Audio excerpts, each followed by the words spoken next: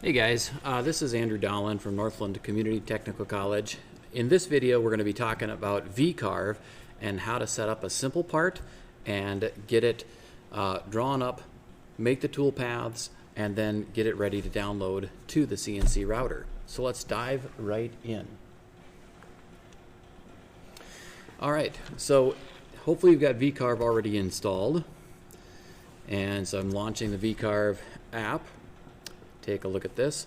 It's fairly intuitive. We'll dive right into the details. So first thing we're going to do is to create a new file. And here you've got a window that pops up a bunch of information about the size of the part. So just put in your parameters. How big is the part that you're going to be working on? So let's start off with something simple, like maybe a, I'll back that up, maybe 12 inches by 6 inches and 3/4 inch thick. And then you have the ability to change some of these features. I always like to start with the Z0 position at the top surface of the part.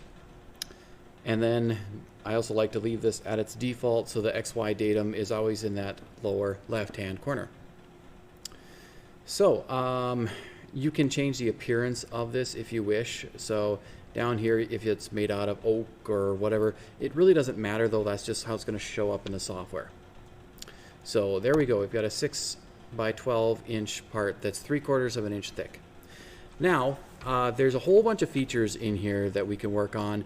For the purpose of this, it's just to have some immediate success. So we're going to grab a simple text box. We're going to draw some text. And when I put this in here, you can choose which font, whatever fonts are installed on your Windows computer, you can select from. So I'm going to choose something that's fairly basic, like the Arial Black. That's a nice font to play with. And we can just type in whatever text that you'd want to have drawn out here. So maybe you're working on a sign for a room or whatever. So there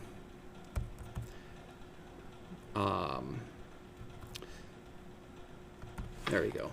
So I'm going to type in the word hideaway, and I can change and manipulate the font so that it fits on the screen as shown here. So the text height, I have options there, and obviously it's not fitting in the 12-inch window that was drawn, so I'm going to change this to maybe 2 inches high. Still doesn't fit. Maybe it's a 1.5. There we go. Now the text is able to fit on that screen.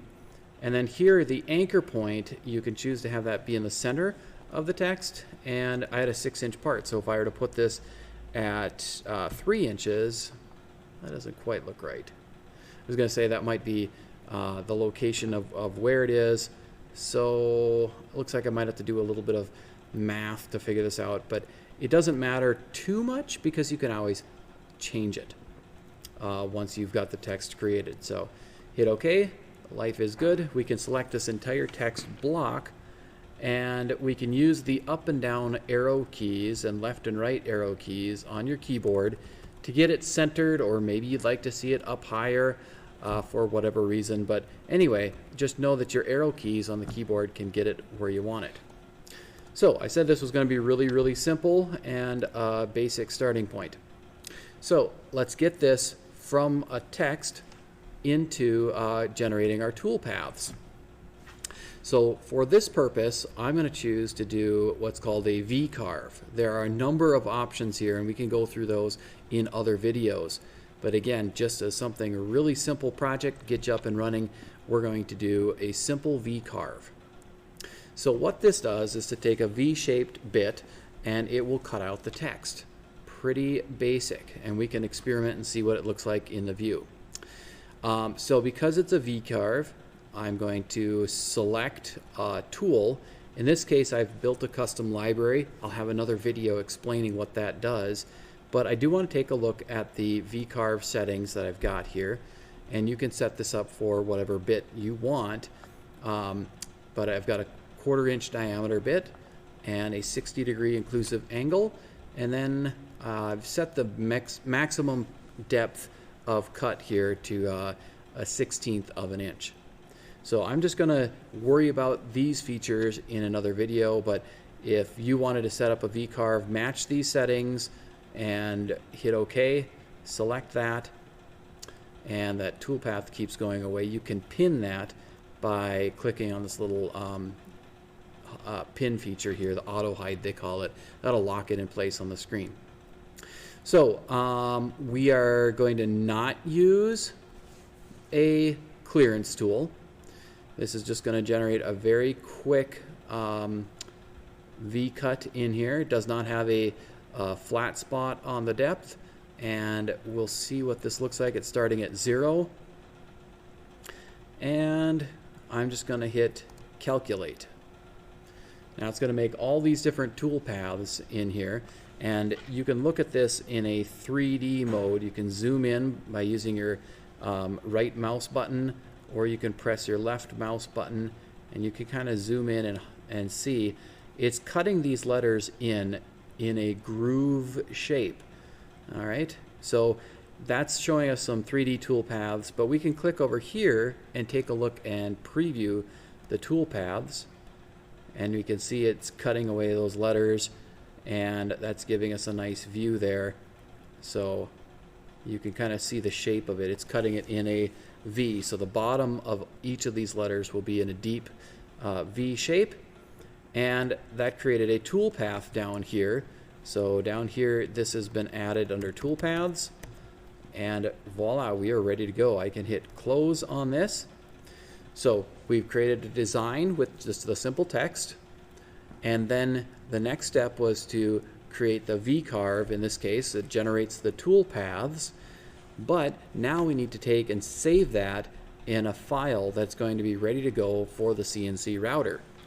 And so the last step in here, once we're satisfied with our design, we're going to click on this guy here that says Save the Tool Paths.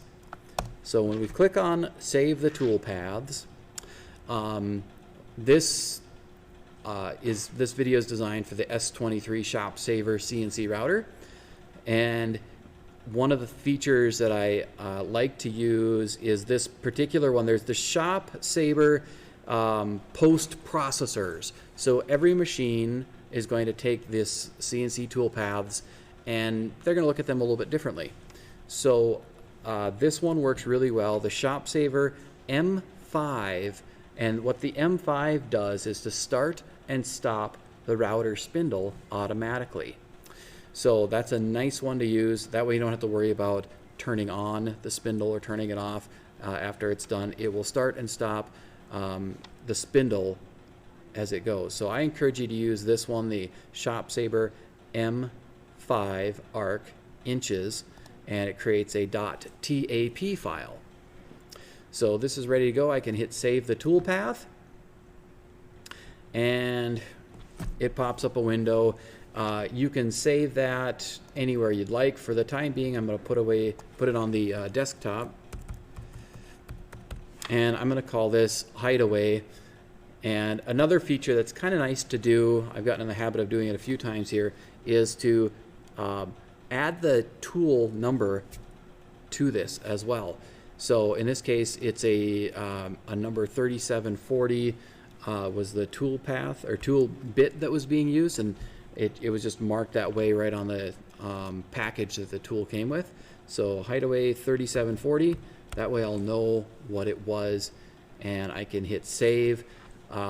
That's the file, that TAP file that I'm going to open up and run on the router, and we should be good to go. So that's it. That's the basics of creating a simple design, moving the text around a little bit, getting it to the right size, generating, in this case, a V-carve toolpath, previewing that in the software, and then saving that as a .tap file so it's ready to download and run on the CNC router. So in future videos, we'll be showing you how to go to the router and actually create that part. So until next time.